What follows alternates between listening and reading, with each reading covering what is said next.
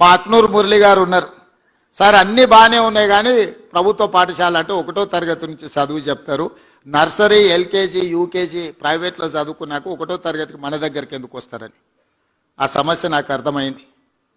అందుకే ఆలోచన చేసి మా ఎడ్యుకేషన్ కమిషన్, ఇంతవరకు ఎప్పుడు ఎడ్యుకేషన్ కమిషన్ లేదు తెలంగాణకి, first time education commission appoint చేసి ఇష్యూస్ని అడ్రస్ చేయడమే కాకుండా అక్నూరు మురళి గారు చేసిన సూచనల మేరకు ఈరోజు నర్సరీ ఎల్కేజీ యూకేజీ కూడా మనం తీసుకొని పేదలకు చదువు చెప్పాలి అన్న ఆలోచన ఈరోజు చేస్తున్నాం.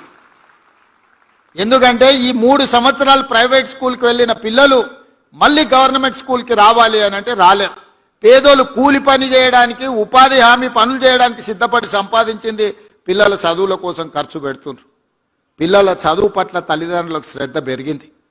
అవసరమైతే 10 రూపాయలు ఖర్చు పెట్టుకుంటాం, ఓ పూట తినకపోయినా సరే మా పిల్లలకు మంచి చదువు చెప్పించాలని ఈరోజు తల్లిదండ్రులలో ఒక చైతన్యం వచ్చింది.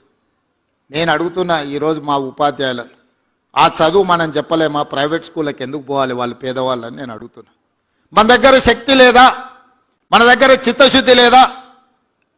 ఈ ప్రభుత్వం మీరు అడిగితే ఇవ్వంది ఏమైనా ఉందా? అందుకే ఈరోజు ఈ వేదిక మీద నుంచి ఉపాధ్యాయులకు అందరికీ నా విజ్ఞప్తి ఒకటే, మనం ప్రతిన బూనుదాం. ప్రైవేట్ స్కూళ్ళ కంటే, కార్పొరేట్ కాలేజీల కంటే నాణ్యమైన విద్యను పేదలకు అందిద్దాం. విద్య ఒక్కటే తలరాతను మారుస్తుంది. ఇవాళ పంచడానికి భూములు లేవు. పేదవాడు బాగుపడాలి, పేదవాడు సమాజంలో రాణించాలి అని అంటే విద్య ఒక్కటే ప్రామాణికం.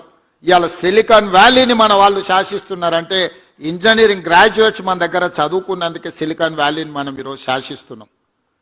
Subscribe us and press the bell icon for more interesting updates.